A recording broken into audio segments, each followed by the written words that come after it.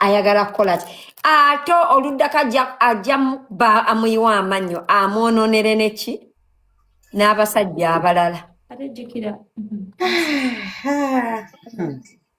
Jjukira amannya ga Mirembe gali kungulu gavamma. kati ekyogedde kikyaki Senga katulinde footage tulabe munnange side entuufu gye tugenda oyimirako naye Nsambya bw'aba akubye omukazi kale naye eriri tewaliiwo ddogo ate Zaina nja kunyiigira okuwagira omuntu atulugunya omwana ow'obuwala Omublocking ne ku WhatsApp. modo tokipikaamu nnyo modo tokipika Ngenda kublockinga ku WhatsApp salawo. kubanga Oba tumuze mu baby class kuba pitwerabika omuwadde waliwo. Senga bannaye baganda baffe nga babatulugunya naye senga saamuye nga tonnamuwaanako leero ndabye buli mukazi ayitapinda blessing is his single ye nga tetunnamuwaanako lindako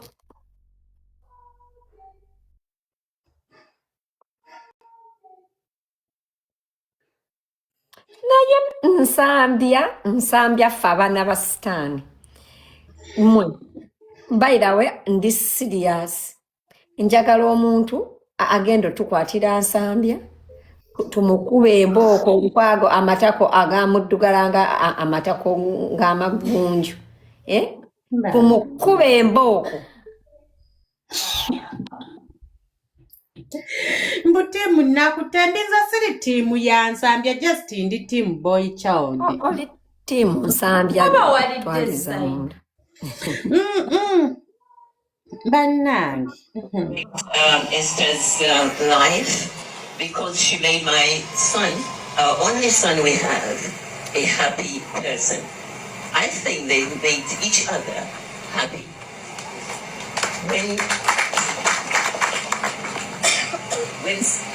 When Sam told me that he's got a girlfriend, I said, "Ooh, our baby has got a girlfriend." He said she's a beautiful black Ugandan. I said, "Wow, like those." His dad was my late husband, was happy too.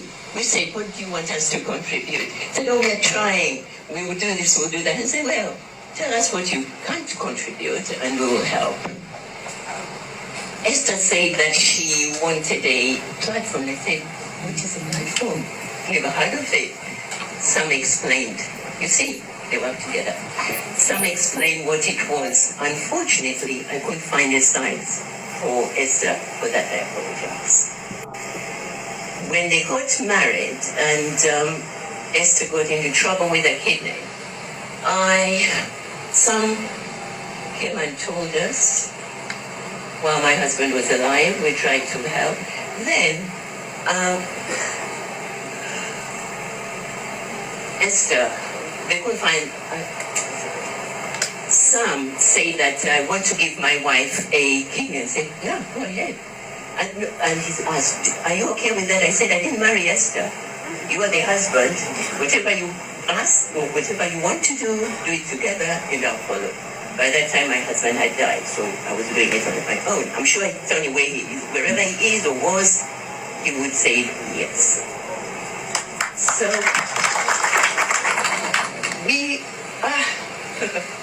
I'm a sad woman. When they told me that I'm going to look after them, I said, "Woo!" I was so happy. I was happy, not there, not because I'm going. I was happy. I'm a warrior. I'm a warrior. My husband said I worry for the world. I want to be there as if anything happened, I would have made a difference. I wouldn't have made a difference, but I was happy myself that I'm looking after my twins. They became my twins, Sam and Esther. I want to celebrate... Kati, Esther gyali. Yafudde ki? Bamuwe ensiga nti yalwala ensigo Saamu She had a n'amuwa kidney ensigo. failure, and the husband donated the kidney to her, but she didn't make it. She didn't make it in surgery. No, she No, did yavaayo surgery, mu but she surgery could. n'afa I think later. it was. I think it was. Adherence. You know when like when the kidney rejects your body and then Yeah. you can't get fine. Yeah, I think that's what happened. But because the family didn't cry because they were absolutely they put two. She was poorly for a long time. Kaakati So Senga oyo boy child yakoze ekirungi lwaki ba boy child No, she bonna was poorly for a long osirike era time, and then ko she. abamuyidde soko bali osirike. Kyembuuza kati luno lumbe. Yeah, it erumbe. was because she was poorly for a long time, and they accepted because none of them cried because it was a long time coming because they could see she wasn't getting well, and the husband didn't Lwakera cry. mukoleddeko mu Bulaaya ndaba nazaala wa luzungu nnyo. Baali Bulaaya Senga I don't know Yeah, that girl yazannya yeah, mugundi they ki? came back to have a Yazannya funeral biki that nze nga home. simumanyi. Mugundi No, they mukatwe came to have a simanyi. funeral back home. Yazannya muki? Sanga omuwala abadde popular mu kosooka omunoonyeekawo Yeah, I Esther don't abadde Saamu know if she's popular. abaddemu Me, I just knew. kaserebuliri. I just found out online. Muweereze Senga Oh, ka vidiyo ka Esther nga Saamu okay. ayogera babadde b'e Bulaaya. Senga teriyo nnyazaala Yes, w'e they Uganda. were. Queen of Katwe, yes. She was in Queen of Queen of Katwe. Katwe as who? Oh, Ndowooza nga extra. I didn't know that. Kubanze Queen of Extra. Queen of Katwe was Lupita and Mutes. Eyali mu The Peter extra. Younger.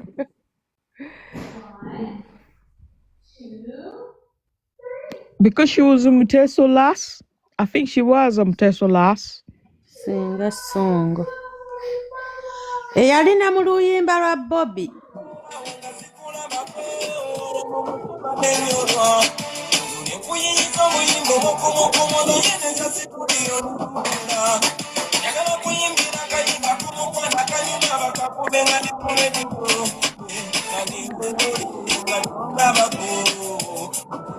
They were like her son, they accepted her and they were like, Bakamwikidizam family. But they were so much in love. He donated his kidney to her. He's so nice because he was such a nice, loving guy. And she had that natural ability to draw you in, whether it was dancing, acting, normal conversation. That was a step. Semwandu nga tali munaku. No, Senga Bambi, omuntu when you're yalwala for crying. longer time mba She's been sick for a long time. You know, when you're having dialysis for a long time and he expected it maybe. Ate Senga n'ab'e Bulaaya tetukaabanga b'e Uganda. She was on dialysis for a long time and he sacrificed his kidney afterwards. But she was on dialysis for a long time. And you expect someone to die. Celebrate. And I don't blame him because deep down inside, we don't cry. I'm going to ask you, Mama, because I know you don't like this, but okay, I'll let you. So my mom, ayinza n'okuba yali yamugirako life insurance ng'alowooza Zanange Zaina, Zantinye Mulemesa. she took care of us anyway. Zaina. anti mune tugezaako kulaga mena devils ayinza okuba No, akamwenyumwenyu nga yamugirako life insurance. No, I mean, he has Yafiiriddewa? No, wait a Bulaaya. minute. Yafiira Guys. Bulaaya. Iye. No. In the UK, it's hard. Let me tell you, Sengasid, I'll be honest. To take life insurance is in the UK, it's not really as beneficial as it is in the USA. Yes, it isn't. Because in the USA, you can get a lot of money. In the UK, you have to be like I want to buy a sente nyingi income. Your income has to be like it comes in like babilionia baina sente nyingi. Bebakola life insurance.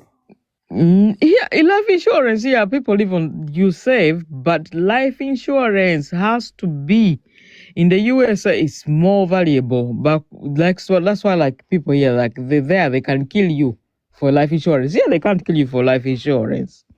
Yeah, because here life insurance will not be that much to leave you to I like think it depends on how much you're paying, like how much that life insurance you bought. And you have to be like you it's like I don't know.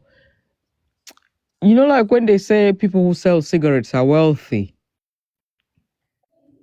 Wealthy people are the when you're wealthy you're selling cigarettes. When you're rich, Senga Gloria una atuletedde ggulire. Gloria. P ewa Mirembe. Aye. Gulo aliwo. Gulo wuuyo mmulabyeko awo. Banange gulo nga kitalo. Era bitalo bannange. Musajja nakukubanga nga bannange. Naye tujja kukwata nsambya tumuswanyule emiggo. Zambia taina dressing code. Zambia omrora omanyire sooner or later oba kwawukana. Zambia genda kuisana kakasasiro. Sooner or later. Nanka Zaina is my mujulizi. I know. Ekyo siganya ayinza n'okumaliriza ng'agenze mu rehab kuba nze kati olaba omanyi Zaina olaba afaanana bwe bati kati nga sente zinabako mugwako. What about later? Mutema trousers, the trousers are holding maneges. No, the trousers are holding maneges. They are just absolutely upside down. They're just not reaching down. The shoes are absolutely terrible. And I'm like, fucking a gentleman. Fucking hell, man. That guy. Why? I tell you why we are. Kuturora. Omusajja was smart. Ochimanyi like was in one place. Ochimanyi like I buy my child's clothes. Zemugulira nsambya what is wearing is like if you were nga ine a million oba you're proposing like someone who has 30 millions. What is this? Account later notification. Nga I said he took the money from okay, whether we run to H&M, we go to Marks and Spencer's here because those are the most local shops we go to. In Zambia, putting on Mtama trousers which are holding these maneges, you can see them, and you're like, this guy is yaduse kuduka ngamanyinti no Zambia. Ngamanyinti no Mirembe is there. He ran. Guy wanted to catch her capture. So I said, hey, baby. And I was like, fuck off, bitch. I would have fucking slapped him with that guy. I would have fucking slapped him if I was fucking there. With the camera past. Because I saw both videos.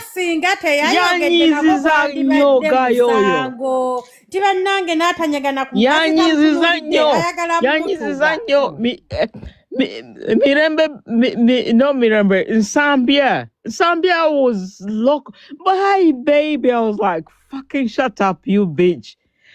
Oh my, but he was showing off like, I know her. If she slept in your bed and you can't fucking tell her good morning, you be like, hi baby, are you alright? You're like, good morning baby. You tell her good morning when she's in your fucking bed. Yabadde kako banange nawe ojja kunjogeza oluganda olutali lutuufu. he annoys kyokka ne me. kameramaani teyakoledde bantu.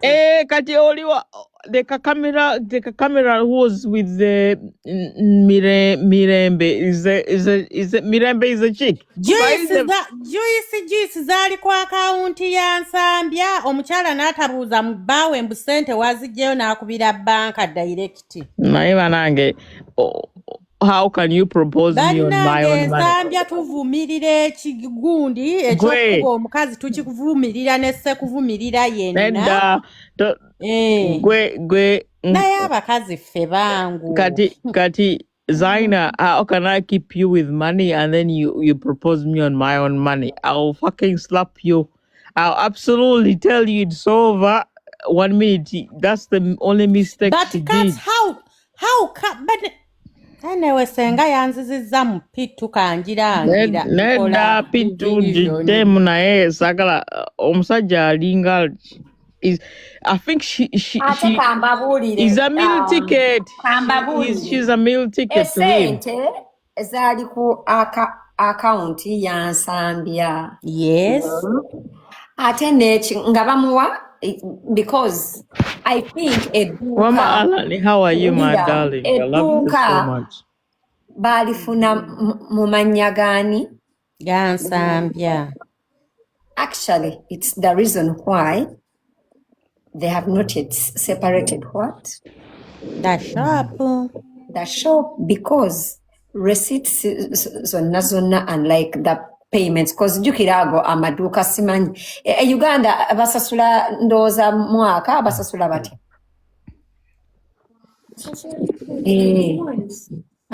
Kati bano bagagga kati boyogera nga mwabo wa boutique. Muchala wa holasi sagala the money. That is why there is an audio ononga agamba bompa sente ezisasula edduuka biki nga gwe ozimpadde nsasula edduuka nnyo esente edduuka oyo guy receipt ziri mu mannya g'oyo fala Mirembe akasajja oba kakuyita ku liiso ki? Ate Senga yali akyali mweririre ekyo. Esente za rent aga amaduuka ga sente mmeka? No, it's a lot of money though. Miliyoni 25. Bagambia 25. But did you hear about, like Senga said, when you listen to the audios, Bagambia, Gamba, Sigena Kulanga, this is what. Listen, Zaina, this is what I got, yeah? 26M. Those are. Yeah, Zaina. Nae Gloria olaba omuganda agamba atafiirwa tafuna ate sente zikolebwa mulamu. Zaina alekera akasajja emaali akalekere rather edduuka afiirwe 26 million in total over per month. Of course, it can't be per month. Is it per month? No, it wasn't that much. Because they were developing that building as well.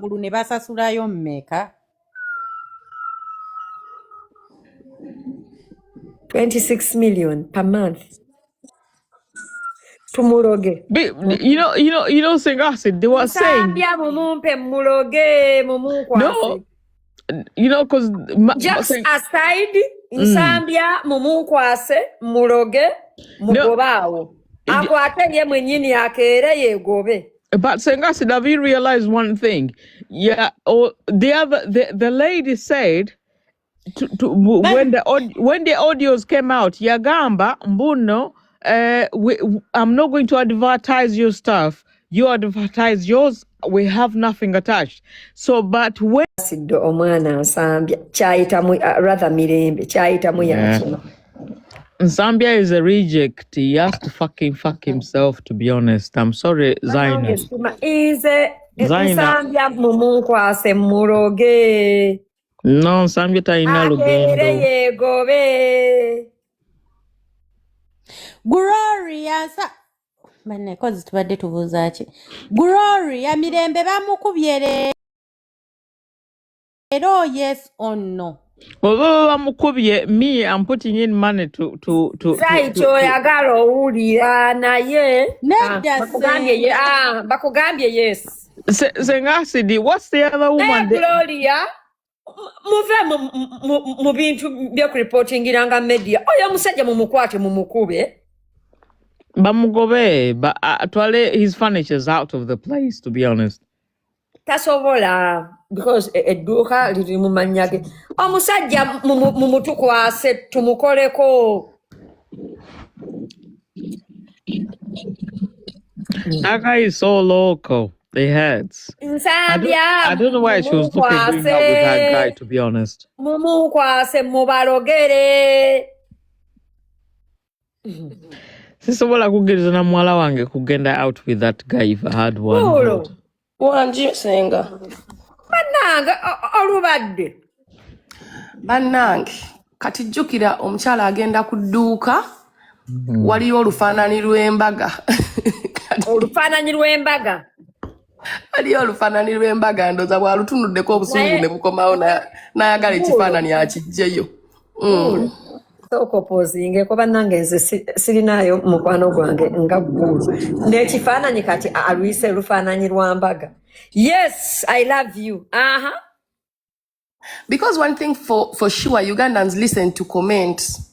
Yeah. Abatanaba na kuwuliriza for 2 seconds nga yayo da comments. Yeah. Ne kye bataawuliriza first of all nti bagenda okugamba nti omukyala gy'akole public notice olw'ensonga nti there were so many things like business engeri so affiliated to ebintu by'oli nga atayagala ba clients be babuzaabuzibwe. Ate nga omanyi ebya kooti birwawo n'atuuka ekiseera nga ayagala abantu bategeere nti bannange nze sigayi tetulina kitugatta. Yeah, yali forced by the way. Kubanga already guy yali na videos yajjanga n'ateeka ku social media ezaali zimu provoking ate omanyi yali too smart. Guy oyo mugezi. He's a narcissist. Si mugezi. Kati omukyala n'ayagala bambi ajja agamba abantu nti bannange singa okwatagana n'oli abantu mbu bakyali bombi. Yeah. Kati omukyala n'asalawo ajja akole ki abeeko engeri gya clearing air nti bannaye bw'odiringa naye you're doing it on your behalf totugatta because bw'ayokya oli ajja n'agamba bba wa Mirembe. Ate n'ekirala abantu abo bakola business both of them you know according to the public nyinza okubeera nga nguze curtains oba for like soba apartments zange what like million ngago nezikwasa Nsambya because nze mbeera mmanyi akyali ne mukyala we era omukyala bwe mukubira mugamba esente nazikwasiza omwami you know. Senga yali agezaako okwewala tugamba olufaananyi bwe balugyeeyo. bwajjeeyo olufaananyi of course nga lumufaananidde omanyi era obusungu omanyi bino ebintu birimu obusungu bungi nnyo bonabona parties ezimu zonna zirimu kukozesa busungu olw'embeera eriwo social media ekusabula nekudepressinga negaana okukutegeera kunyiiza I know. Yes, because at the end of the day kale nga tuvudde ku bya relationship yaabwe waliwo domestic violence wano buli muntu kyatayagala kukola ki kukkiriza kulaba ate n'ekirala kyebeerabidde nti already bagenza okutegeera bino ebintu nga relationship yaggwawo dda kati bwe bijja mu media sawa zino ate abantu bali mu kumulaga nti ddayo mu bufumbo bwe yeesalirawo dda ovaamu nga buli muntu ayogedde naye.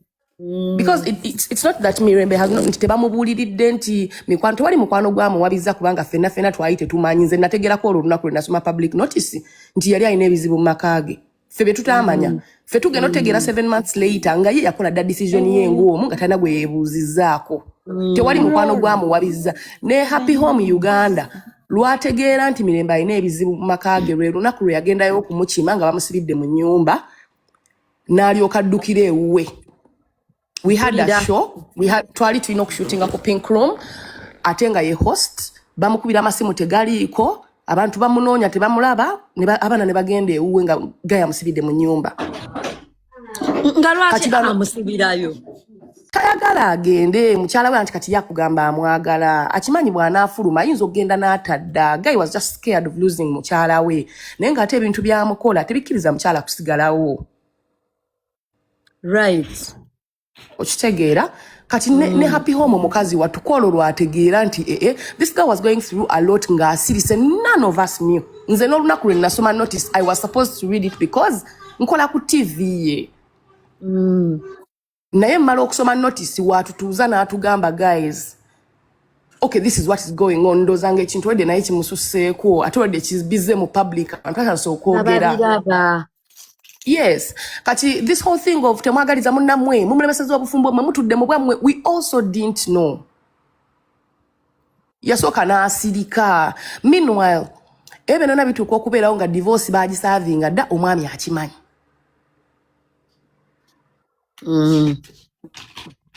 You know? So kati Ugandans nga bamanyi bo tebaagala kuwuliriza, buli muntu agala kuwaawo opinion ye. Abana Uganda basupportinga nnyo omuntu anyigiriza. Kituli mu musaayi, to be a Ugandan is to support wrong. So kati bana Uganda batuuka okugamba nti because kat right now fenna tewaliiko ayinza kubaako kyagamba Mirembe because family zaatuula, emikwano ne gituula egyaliwo at the time abaabitegeerako ebaatuulira, buli muntu n'atuula nti yagenda tukokola decision nga tagenda gizza amabega, ayinza okukyusa ebyabagala n'obimanyi, asobola okuddayo ne baddamu ne bakwatagana, but for now n'amugamba kaakunyiigira kubanga alina obusungu bwe. Okitegeera, so buli muntu ajajinga abantu abali close ne Mirembe yandibadde naye talina kyakola singa abadde alina omukisa. Olufaananyi gayinga amugana, why is the guy holding on to something that is non-existent? Kati awe wali obuzibu kubanga ye omwami ekifaananyi akyagalawo ekikyene mukyala we ekyembaga abantu ye akyagalawo. Kati ate yona agamba why lwaki ekifaananyi kiba kikyabeerawo nga tetuli together. Abeeranga amumokinga mwe olaba wali okyayeeko gayi nankugamba ne bono nkola otya oli mukazi wange. Kati awo embeera eriwo ne bono nkola otya oli mukazi wange nakusasula ewammwe ebyo. Nti gayi yalina chance eyogera obulungi ne mukyala we lwakuba nti ate alina kakaadi ke yatuzannya aka internet n'atusookayo. Kati yamusookayo eno ku internet, kati omukyala agenda okujja kuba kakati ye Mirembe akkiriza agaane eno ku internet ye baaba Musambya yamusinze kalamba kubanga yamusookayo n'abakakaadi kazannya akasilence mwe mulaba internet yawo tannamuwangula twawangudde yamuwangudde ebintu byantabudde internet yawo olaba gwe internet yawo waggulu. Kati first of all abantu tebali mu kutunuulira kiri nti ye bwe yavaayo nti ye bwe yajja mu kamera ya putting out information nti omukazi mwenzi yagenda Nairobi n'abasajja kye yali amanyi nti si kituufu. Okitegeera kati bambi mukazi wattu n'anyiiga omanya omuntu akuwayiriza jjukira you protecting your name. Meanwhile the whole Mirembe ayitaga aleeta bino bintu ku media kubanga yali atya nnyo nga protecting nnyo business ye. Kati omusajja bw'avaayo n'ateekayo information mu bablogger mbu omukazi malaaya kati bali be yabiwa ne batandika omukuba nga omanyi mu comment section abaana batandika okujja ne bagamba oli malaaya oli kino oli kiri mu busungu. Actually kye kyamprompting kye kyasinga okumusome okukola public notice eyagifulumi. Kye kyasinga okumuwandiisa ebintu ebyo nangamba kati genda ku abantu obagambe nti nze sikyali mukyala we kubanga yali asazeewo asirike bigwere mu court. Agenda owulira ate ba blogger oli atandise okubagamba because also then ezo claims yali yazikolakola dda way before kati wetuwulira nga ba blogger babiyogera tutegeezi information oli yakoze eki yagifulumiza. yagifulumiza kati n'atandika okulaga nti ye musajja wattu yasigala waneeno omukazi n'atandika ogenda ku zi trip nga yeebaka n'abasajja owulira waneeno kati public webeera musaasira naye kati ye bwe yamala nze n'asirika mukyala wange mwagala nnyo okitegeera kati ne twebuuza oli musajja kyayagala omukazi omwenzi ate nga gwe omwegayirira eyayenze tali mu kusaba kisonyiwo wabula gwe bayenzeeko ate gwe oyagala bakusonyiwe okitegeera kati awo yamala ye n'asirika weebale kati ye bwe yamala ye n'asirika n'atandika kwogera kintu kimu mukyala wange mwagala nnyo meanwhile gwe omuntu akooyo omuntu n'ekigambo mukyala wange mwagala nnyo olya nga kikunyiiza bunyiiza instead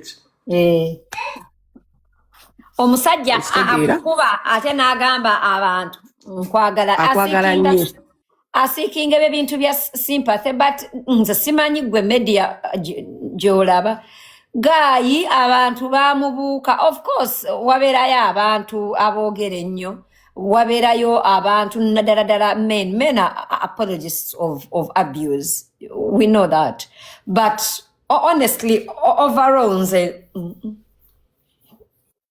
the guy lost credibility kakati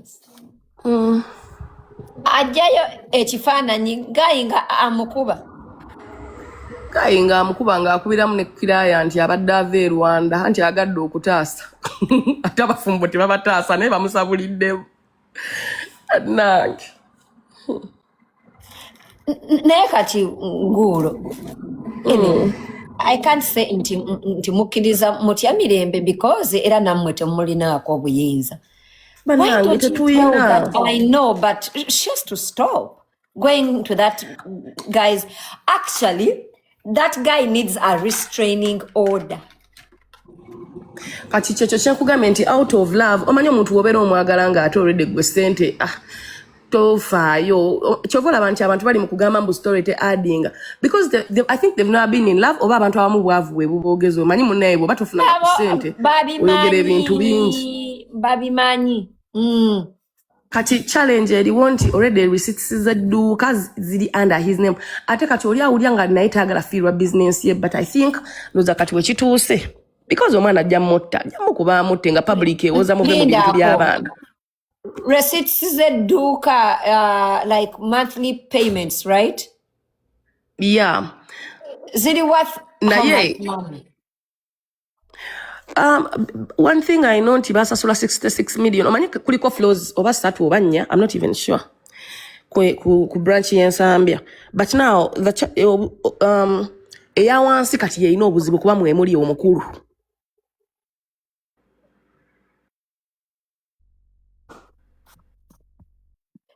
yes sente mmeka nawulira bagamba 2 oba mu 6 asimulekere bannange omanyi ekyokuzimulekera ndowooza sinaye is not the problem naye ndowooza obusungu essaawa eno otunulamu nga ssente zo kubanga kankubuulire I want you guys to know ate you should tell Mirembe this amazima gali nti when these two are fighting it's affecting their businesses. That's true. It is affecting their businesses. Ate Mirembe ajja kufiirwa nnyo more than the guy because Mirembe has more I would assume more stock, more like yateekamu nnyo.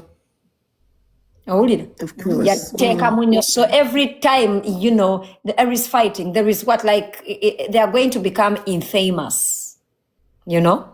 And bajja kusigala ku mimwa gy'abantu, but they'll become infamous. If I was Irene, I would leave.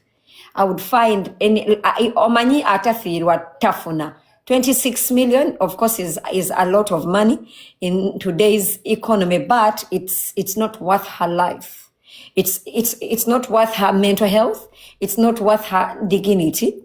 It's not worth anything. Like her life is more precious, and if she's blessed okola sente, she will still make money. But oyo guy, Gloria bine bigambo, I don't know how old you are, but I'm assuming nkusinga emyaka ne Mirembe musinga emyaka. Ebintu ebigenda okuddirira bigenda kubeera bya distraction.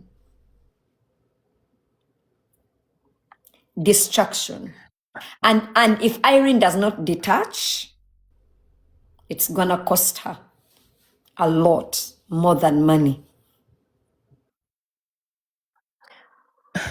Banaye. To detach. Omanyi sometimes ebintu webijja ku media otuuka ekiseera nga buli muntu akuwa amagezi n'owunga.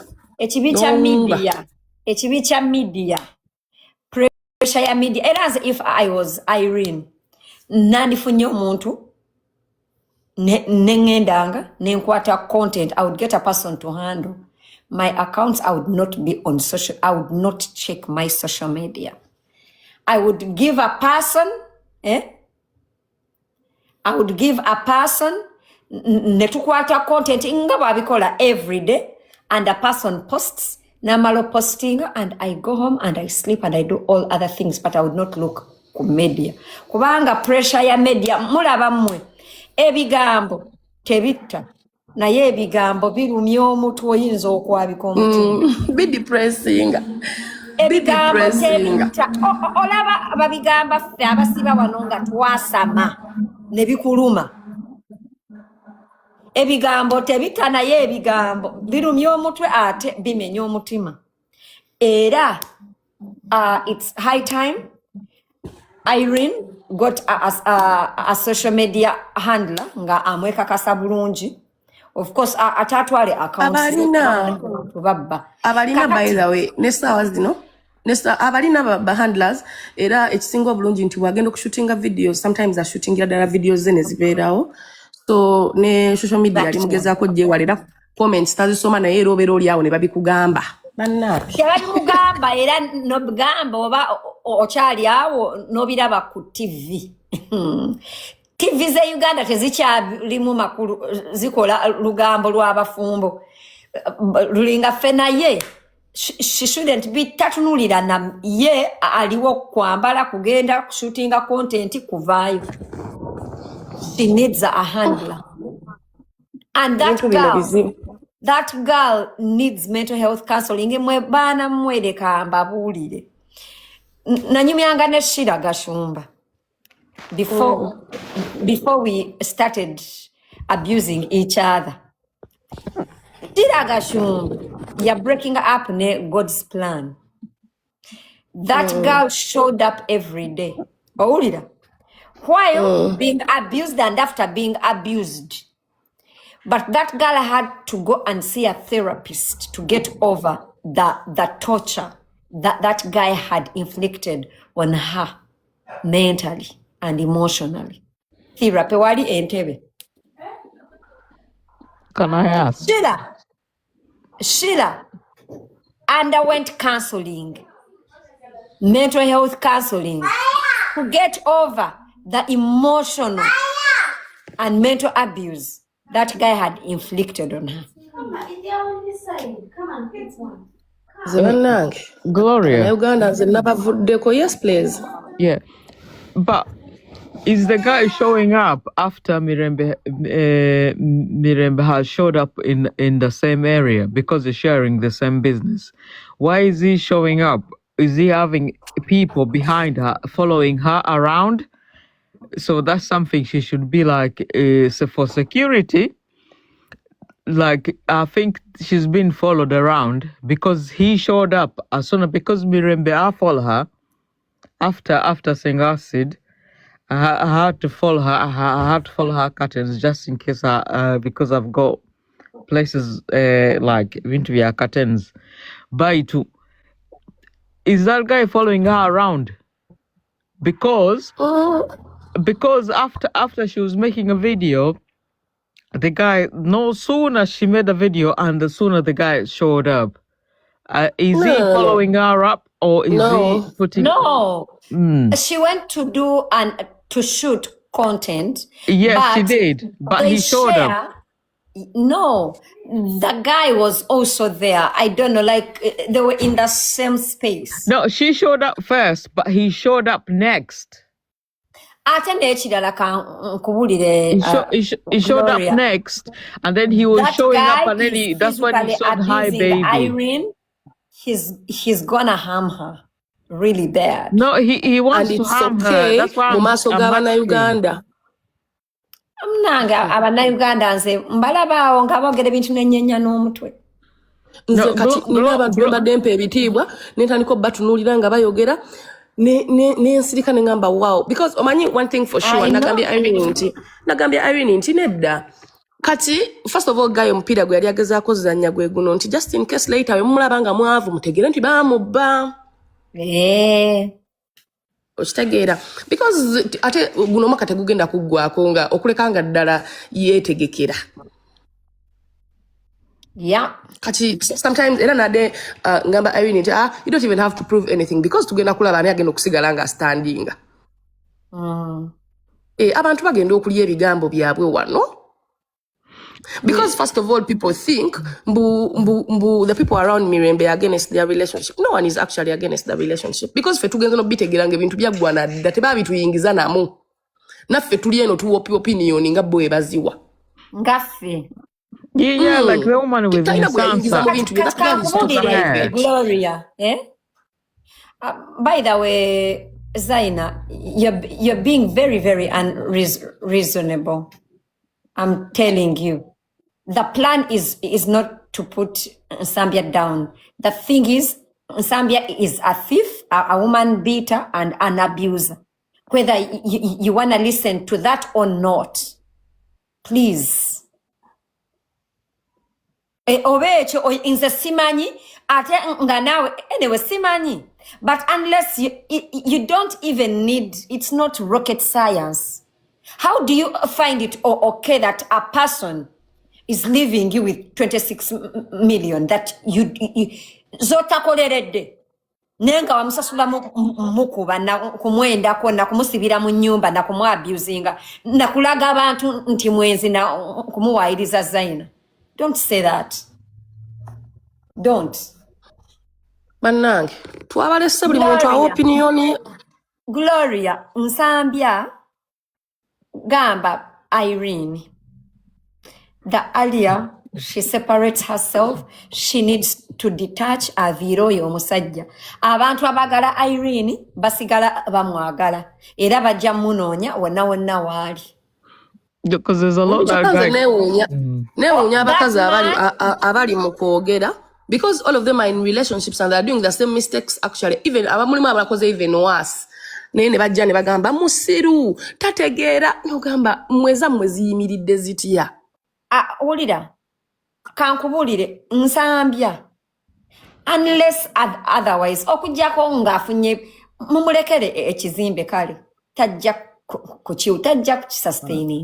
But like Senga said, they go in the same building. That it frustrated me a lot today. Then I asked myself, what does it take? He can do anything to her. Gloria, Gloria, he can pour anything on her or acid or whatever. That's my own perceptions. Like I'm like and saying. He can. He can, yes. That's what I thought today because it's like, hi, baby. And I'm like, she doesn't want to fucking speak to me. Because he has nothing to lose. He's like, oh, I've lost you. I haven't got nothing to lose. Linda ko Beth, one, omuwala is the founder. Owulira yabadde atteekamu ssente kakati oluseke lwakalidde ekirala yaswadde ensonyi ayina zifuula obusungu ekyokusatu he hates her. You people, I tell you every day, when a man hates you he marries you. Tell you every day. Yeah, he wants to prove to us like he's still with her. Now when he said hi baby, I was like, fuck you bitch. Now he's just aliwo kwonoona bwonoonyi. When a man hates you, he marries you. Bane Yeah. Senga wano waliwo bano banita bane omage gwange teguyina we guyingiridde mu bufumbo bw'abantu. No. We all drink. I drink wine. No. Kasitane ensambya agunywa. By the way, Gloria, I saw a video call nga you're answering Ugandans. You don't have to defend your credibility. Omwenge gwo ogunywa era teri kugulira. You're not the only person that drinks alcohol. You unapologetically buy alcohol and take it. But Gloria, ate ne kirala kambabulire mwe abantu abakola zi interview mwegendereze nnyo abantu abajjako interview. Abantu abamu babajjako interview nga balina akamanyiiro aba yefuula akola interview. I really wanna ask, what was the purpose of Alan Cruz asking you about your drinking? How? No, but the thing is, I said, what I found so disrespectful, like they were asking Gloria about herself. And they're going, oh, you have like exes, you have this kid, you have this kid. That's not in the equation of Zambia, whatever he's doing, of her reading the whatever she read out. Gloria. Because Gloria, I think she's a nice lovely lass. Ababakolako zi interview era nze nkisanga ati nze tosobola kunkolako ezo interview za kisiru ziri disrespectful wisdom. What was the essence of him questioning you about your drinking and interviewing you about it? Nyo. But the thing is, every time they bring out their occasions, they're like saying, "Oh, Gloria, but oli munywa beer." But all of us drink. I drink wine. Uganda. I listened to my brother Kasuku nga agamba mbu Zambia see so kuba really, so it's okay. Anai, omwana yosenga afaka tuyinza okulaba abannayuganda bwe bali ebigambo byabwe. Really, my brother Isaac, really. Nga wazaalibwa omukyala ng'olina baganda bo nga olina omukyala ewaka. You have daughters. You're justifying a guy hitting a woman, really. I can understand if abakazi nga justifying omusajja okuba omukazi kubanga abakazi abasinga balimu abusive relationships. Owulira baba baabwe babakuba nenga bakifuula nnomo kati yagamba shiya omukubako obukubi okitegeera. So a lot of men apologists. Every woman that is an apologist to a guy that is a domestic abuser is a woman that has grown up in domestic violence or a woman that is married to an abusive man and they have chosen to stay. But people choose to stay for their own reasons. If a fellow woman has decided not to stay, don't glorify the motherfucker. Acha guy ya blocking iranga mu room nga bitamwana Mary. Why would you? And it's okay for Ugandans. Yange, I'm an adult for it. No tuziwayo senge ne simu tuziwayo mukwano tuzijjamu ne password. For heaven's sake, why women wake up? Another thing that I want everybody to know. It does not give a man a right to hit you. Omusajja bwakwatira mu bwenzi, he has two options. Either kuchawa or him to sit and you talk about it, but not to hit you. It's never okay. A man in Uganda biralamu era omukazi wano wayenda ne bakukuba. It's never okay.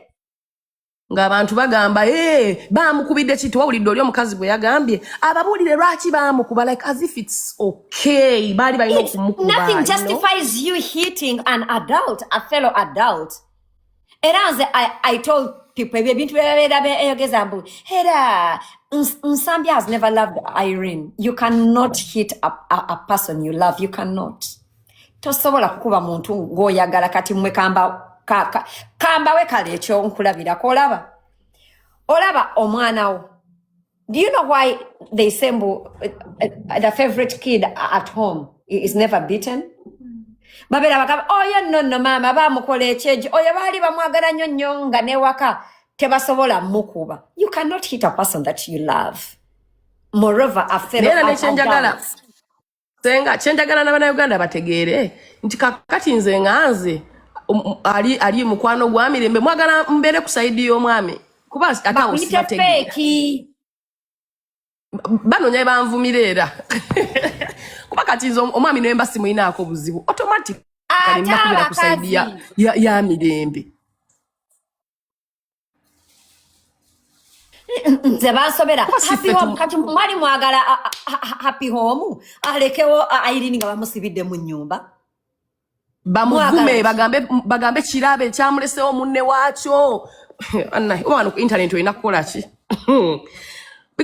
because wata singa yamulekawo Irene nafuna obuzibu wandira by'abantu kambabulire mmwe ba Gloria obuzibu bwammwe mwagala nnyo okusanyusa Abannayuganda.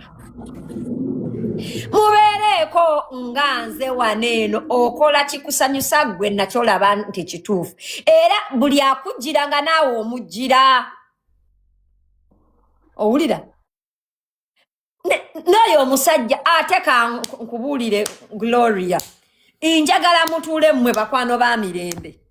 Everybody that cares for Mirembe mweteesi oyo omusajja olunaku lwaliddamu okusaalimbira Irene waali mumukube mumulekeko ak'obutafa mumukube tekaddangamu okkuba omukazi yenna. Era nze baneka kubuleko buli muntu alina engeri gy'ahandolingamu ebintu bye nenze bannange ku busirusiru bwendiko bannaye nga ni sente nkimanyi zange nze simanyi nakumanya simanyi kisanga ataki bannange nze mbagamba. You know like what's funny ngovudde ne mubiro no nebigenda maaso nti no kuba nti no nerero yamukubye asigala ayogera ekigambo kimu nze simwagaliza kibi era nze saagala nti no like we twawukana asigale ku zero inze kabirungi mukwano banjagala osigale ku zero Mirembe she has aina kisa kingi kijana musa akiveeko omusajja amuggyeko buli kye yali amuwadde. That's why era yasigala agamba ekinaddako bajja gamba akyayagala omusajja era bajja gamba ekimukuumyawo ku dduuka akyayagala omusajja. Mulindeeko mujja biwulire Abannayuganda obayita mmere kubanga kati nze mu butategeera buno simanyi nakumanya nze woyinza kunkubira mu bizinensi nga yange simanyi wabula simanyi sikuwagane kati oliyo omutima gwe guli different yate tasobola like naye ajja kutuuka okukoowa nga takyalina point of return. Bano bateyamusanga ku zero temumanyi kyemwogerako naye tetulina maanyi gakaayana nammwe omanyi g'amazima go tegeekweka mwe bateyamusanga ku zero kyemwogerako mukimanyi. Let us not miss the bigger picture. Oba yamusanga alina oba yamusanga talina is not the issue. The issue is the guy was an abusive man and the woman decided to leave. And she still loves the guy. Right to make a choice to leave. Gwomukazi ng'oli eyo inga ogumira bawo kutimpula. It's up to you. Not everybody is gonna kugumira omutimpula. Musigale eyo mu. Flavia, you have no idea. But anyway, muche mwino okumanya nti no one is against the relationship, but dembo okuddamu n'enkya era would be happy. I am against it. Ati bano bagamba mutwesibye mu bufumbo bwabwe tetwagala babeere bo. Baganda ba Mirembe baliwa. Lwaki tebakwata oyo musajja ne bamukuba? Mirembe talina balenzi. Kino ekintu buli omu kyamusinza okutegeera kyovola bakize ne mu kooti y'abantu era obalaba nti twalemereddwa okufuna mutual ground. Kiri bulala. Mutual ground feweeri. Era nze simanyi mawulire g'olaba. Olwokubanga mulaba bakasuku nga batudde ku gundi mulowooza mbu nsambya yabawangudde. Mukwano. Amaanyi g'abantu gali ku side ya Mirembe. olwokubanga olabo no nalongo noloza nedda lwakubanga of course mbogera ebintu ebiruma naye nedda gwe Flavia mukazi wa Nsambya before was your friend Mazittako genda olinga ettako olinga ettako lya Nsambya Nsambya's wife before Mirembe. Oh, was that one a wife? Akantu akalikenkana emumbwa. Mirembe Nsambya's wife. Lwashite ate obuzibu wano waliwo story empitirivu enfu nga okimanyi naye nononya newonyonyola omuntu nogamba kankuleke nabayita ne mugaana kambabuulire mu abantu. Every time a person is lying against your name and you keep quiet, they win. Ovangayo notegeeza abantu kati teri kyaluma Nsambya nga public notice ya muluma. Teri kyalumya Nsambya ne banne nga audio recordings ezo zamuluma zabaluma kuba basemba.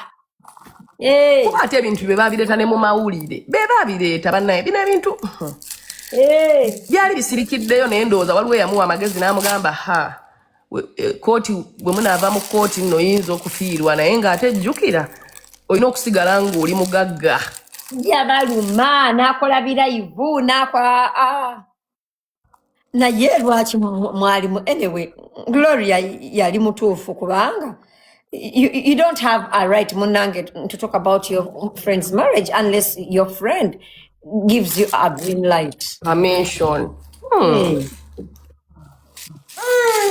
Ate nga bandabanga nalina n'olupapula nga balaba nti nsoma bisome nga kuliko n'akagambo on behalf naye nga omanyi Omunauganda era of all people Gloria mwali mwagalana abisome bamaama baabwe be baba gisoma bamu. Somebody has had to say something kyabaluma era abantu omutamiivu jobera baali bandabyeko nga ngudde ku kkubo mwagenda mwali mundabyeko nga ntamidde mmwe mwagenda kwewasa mwatutegeeza kasita baba postingira ebifaananyi ne mubyagala nnyo ne mubikomentingako era nakati relationship bagyagala nnyo eddewo lwaki babagamba relationship mwagala nnyo eddewo Nsambya bannanga amwagala amutwale Nsambya amwagala amutwale ati mpuleko ku mwena mumutwale abaweeko ku ssente nanti mugambye alina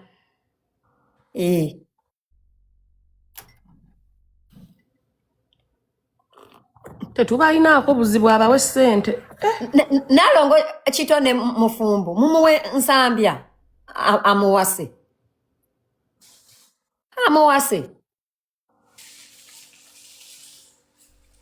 mumuwe ani oyo nze waliwo waneno omusajja bamuyita Deus agambye mbu kasitanze Mr. Gali wangu tankuba nze ayinza okuba nkuba nga nze nsobola okugumirayo waliwo abatasobola ate atasobodde kugumirayo si musango tasobola kyekyo choices era inze shiya ife abasajja wano batukuba babakube mwagala obbakuba atayagala mukuba avaayo ate avuddeyo tomunenya ye tayagala byakumukuba tayagala kamanyiiro mwe abasobola okugumiikiriza nga babakuba munnammwe mubeereeyo tewali abalinako buzibu Gloria ekifaananyi tetunnakivaako kivuddeyo oba kiremeddeyo kyenawuliddeko nti oba bakidestroyinze simanya okuba sinange saabaddeyo naye nga nategeezeddwa nze nange sikola Nsambya fanita wakusho mwina n'ekyejo mmwe olwo olusajja mulukwate mulukube lwaki temumukuba wange akyali bba wa Mirembe divorce tennavaayo kati tulina okubeera respective eri omwami mumukube tujja kwetonda nga baddiŋŋanye era ffe baddiŋŋana weetuli tetulina buzibu ffe Mirembe ekimusanyusa kasita abanga ali happy tuli happy ale kati abeera eringa alajana ate nga mwe mikwano muliko ate namwe mumukaka kudda gye bamusibira mu nnyumba like Riyadh ane baba na Uganda ate nno buli ayogera wano buli asiiba aleekaana bakuba mu positions zaffe yandibadde akola ekintu kyekiri. Kankubulire Gloria, we are forgetting ebintu. Abantu kati abali ku media kale bemanyiko ba kali lugambo ba analysts abasinga bonna bali 30 plus. Abantu abo abasinga they are products of broken homes. Ate nze naye Pulima lwaki taddayo wajjo steady ye lwaki taddayo soka olindeko abasinga they are products of broken homes. Yakula alaba tata wanyu omwenge nagwa kukuba mama we namubuza ovaawa namukuba tata teyamuweerera mama ye yamuweerera abalala basingo mother be babakuza oli nga yakula ne single mother abalala tata we alina abakyala abo kyokka erinnya lye ye Peter ye Petero ye Yosefu ye Daudi azin si musiramu nenga azadde mu bakazi abenjawulo okitegeera abantu bwe batyo genda kulaba oli nakugamba nze nafuna olubuto n'emyaka 15 tata wange yagano tuwerera abo be bali kati abasinga mu banna Uganda be bateesa ku nsonga ya Mirembe nga balabira ddala Mirembe okuviira omusajja mboloko omusajja ali abusive aina ekyeja alabika mubbi ayagala mubba bebo unfortunately ogenda nolaba omuntu kati erinnya lye nga ye big voice ali mu bwakadaama yazaala abaana obufumbo oba gye yazaala abaana oba lwaki taliyo I don't know.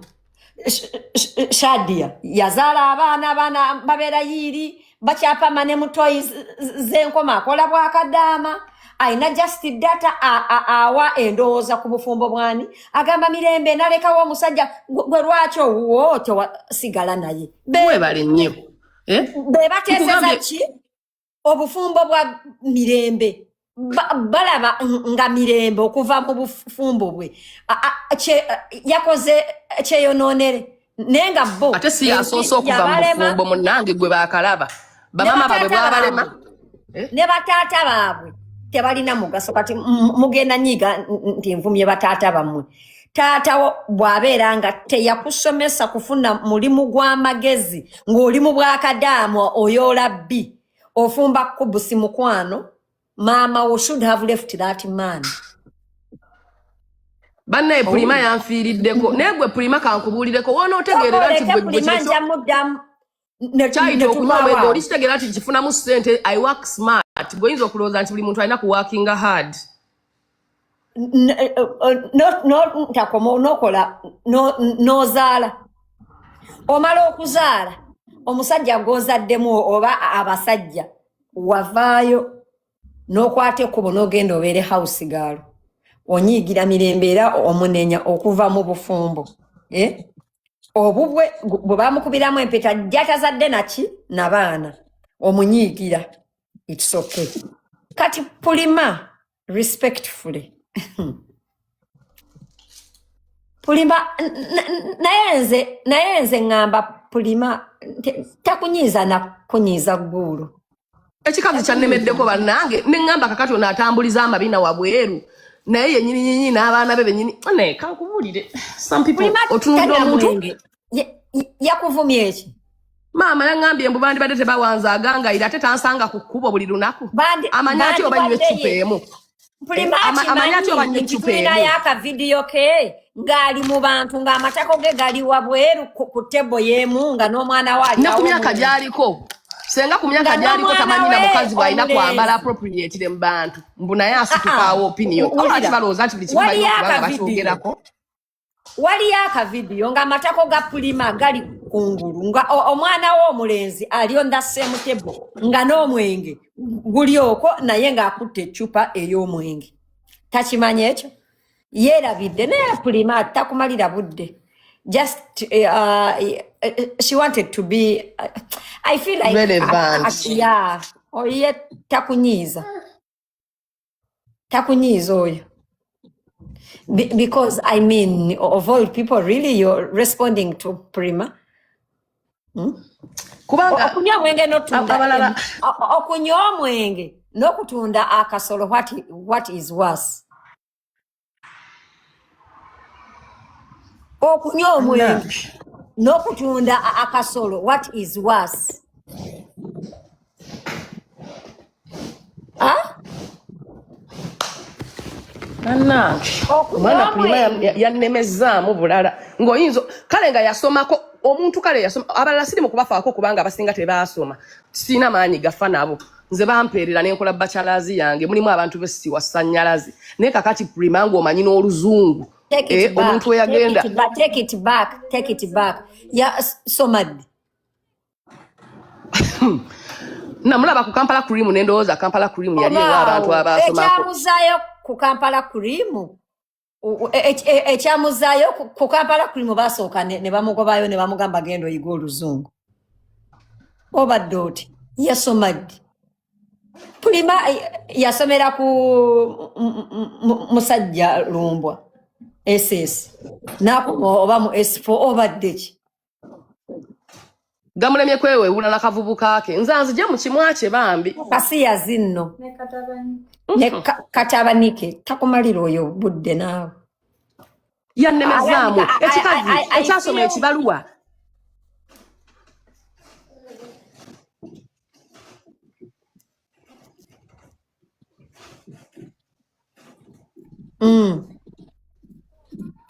Oyo ekikazi ekyasoma ekibaluwa nyonyo neŋŋamba kakati Prima mukadde weewummuzeeko ddiya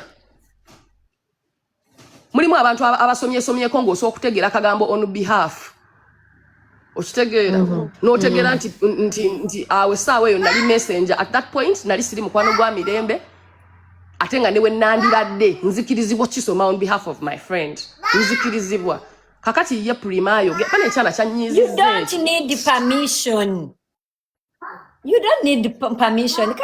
Kati ye Prima is kati ye nze nina all rights okwogera ku relationship eya Mirembe kuba Mirembe nze mukwano gwange naye kakati ye agyogerako ngaani bamubuulire kubuukira Prima bannange. I think content bambi ndowooza yabadde mutono ate nga alina okwogerako eri abantu. nedda bino bibamuwaanawaana kati alowooza mbu buli kimu alina okukiwaako opinion even when they are sounding stupid. Ne bajja muyiwa ebinnya. Ajja muyiwa ebinnya abaana b'e Kampala mu muga ate Shalom tebaamukubi. We namubuuziza wano n'abyegaana. Byabadde bituufu ate tewalabye reference. Njagala nnyo okusigala nga neenywera ebibiya byange naye ne mulimu omuntu akuwalampala naye ne weebuuza obuzibu bwe buva nga tolabawo. Nabo babinywa.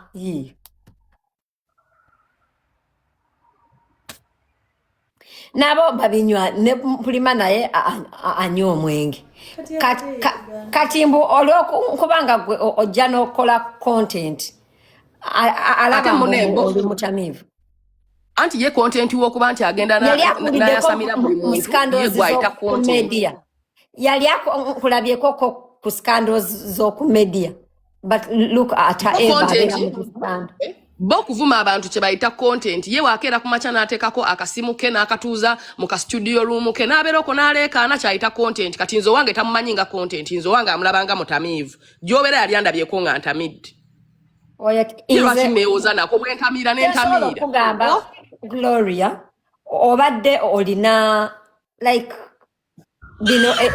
don't let people change your kind of content mukati obeere ng'ojjambo nga weewozaako tebakumalira budde. Era ffe we are proud of you for supporting your friend. We are proud. Era don't stop. Whenever okogeddeko ebyo olwo happy home. Ate nno nga mukazi wattu talina wadde ensobi neegi. Mukazi wattu ne bagamba nga bwali omulogo nga bwali ki nga bwe yawukanya obufumbo. Of course kati omuntu yenna abasajja bonna bonna tebasobola kwagala ba best friend oba bakwano b'abakyala baabwe because buli kaseera buli wobeera olina obuzibu n'omwami gw'okaabira kati buli wakusembeza omwami abeera alowooza omulwana. So kati for happy home ye bambi yali alina okukigwamu naye naye yali alina okusuza mukwano gwe kati akola atya amuleke wabweru.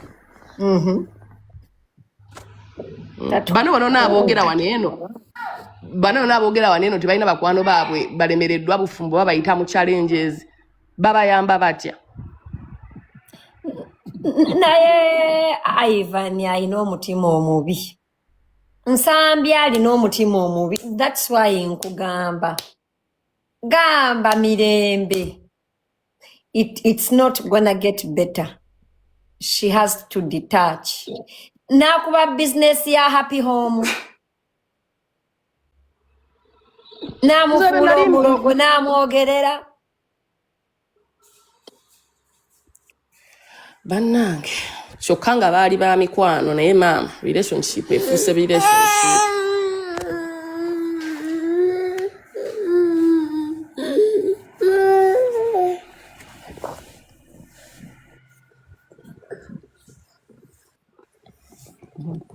Abantu balabe edduka. Social media yo baba. Naye gamba Irene asooke ave mu comment yave mu kiye ashootinge content we.